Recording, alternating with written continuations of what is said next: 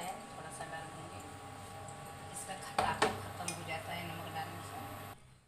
अब आम मेरा बॉयल हो चुका है, निकालूंगी।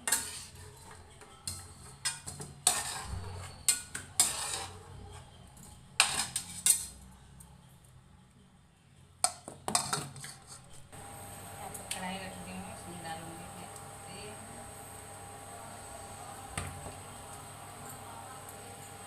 तेल डाल दी हूँ।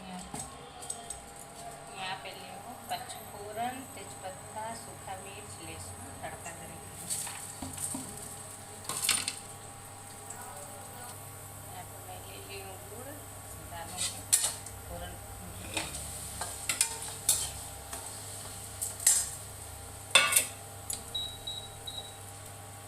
मैं इसमें डालूंगी थोड़ा सा पानी।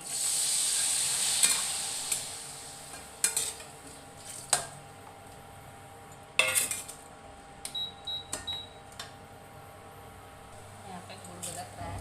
यहाँ पे भी हम थोड़ा सा देखिए जीरा पाउडर, धनिया पाउडर, एकदम मामूली ये लाल मिर्च पाउडर इसमें डालेंगे।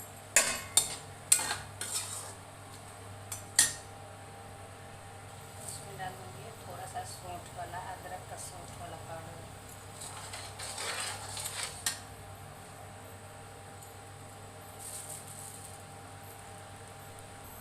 थोड़ा सा डालूंगी काला नमक। खुशबू के लिए एकदम मामूली देख सकते हैं, गरम मसाला है।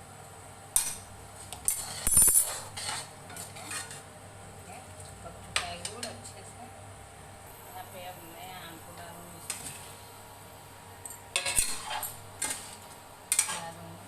धीमी आंच कर दूँगी। यहाँ पे अच्छे से पक चुका है, देख सकते हैं आप लोग। मैं इसे उतार दूँगी हीटर से,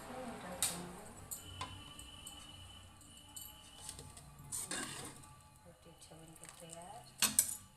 रस्सा सहित है, सूखा रहता है तो नहीं अच्छा लगता खाने में, ऐसे अच्छा लगता है।